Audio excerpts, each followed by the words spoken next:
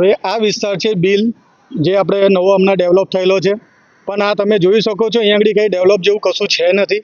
બીજું કે આ વિસ્તાર આવે છે લોકસભા છોટાઉદેપુરની, બરાબર છે, જે વડોદરામાં નથી લાગતી. હવે છોટાઉદેપુરના સાંસદ કોણ છે એ અમને નથી ખબર.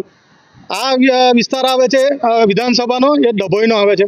હવે ડભોઈના છે શૈલેષભાઈ મહેતા, એ સટ્ટા સાહેબ, એ અહીંના લાગે છે. કોર્પોરેટર જે કોર્પોરેશન લાગે છે વડોદરાનું લાગે છે. હવે તમે વિચાર કરો કે આટલા અલગ અલગ તમે સાંસદ જુઓ કે ધારાસભ્ય જુઓ કે કોર્પોરેશન જુઓ, ત્રણે ત્રણ અલગ જ લાગે છે આમાં બિલમાં, જે વડોદરામાં બીજે કોઈ જગ્યા પર આવું નહીં હોય. અને એમાં પણ આ તમે આ વિસ્તારની હાલત જુઓ કેવી છે કે આ ચોમાસામાં જ તમને અહીંયા આગળ બોટ ફરતી દેખાશે જ. જે હમણાં તમને અમે જે બધું બતાવ્યું છે કે અહીંયા રોડ નથી, ગાર્ડન નથી, છોકરાઓને રમવા માટે કોઈ મેદાન નથી, સ્ટ્રીટ લાઇટો નથી. હમણાં તમે જે ગાર્ડન બતાવતા હતા એ ગાર્ડન, આ ગાર્ડન નથી. ગાર્ડન કોને કહેવાય તમને બધી સારી રીતે ખબર છે કે કોને ગાર્ડન કહેવાય. આ તો ખાલી પૈસા કમાવા માટેનું સાધન રાખેલું છે કે જેમાં એ લોકો પૈસા બનાવી ગયા છે. બધા રોડ માટે બી પૈસા બનાવી ગયા છે.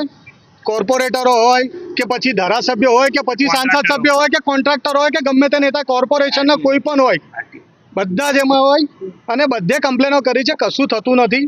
એટલે અમે છેલ્લે હવે કંટાળ્યા છે કે હવે અમે આંદોલનના માર્ગે ચાલીએ છીએ. હવે પછીની જે અમારી જે પછીનો જે ભાગ છે ને, એ ભાગ સ્વરૂપે અમે આ દરેક વસ્તુનું જે કામ થાય છે ને એની એક કમિટી બનાવવાના છે.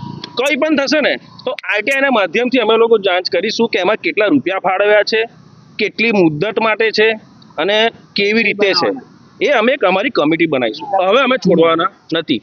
અમે અમારી કમિટી ક્વોલિટી બી અમે ચેક કરીશું. ક્વોલિટી બી ગેરીમાં આપીશું. અમે અમારા પૈસા ગેરીમાં આપી અને ક્વોલિટી ચેક કરાવીશું. કેટલા સમય માટેનો કોન્ટ્રાક્ટ આપ્યો છે, એ સમયની અંદર પૂરો થાય છે કે નહીં. જે દિવસે પૂરો ના થાય એ દિવસે અમે લોકો ત્યાં જઈને બેસી જઈશું કે ભાઈ તારું કામ પૂરું થઈ ગયું છે, તારે આટલો સમય આપેલો.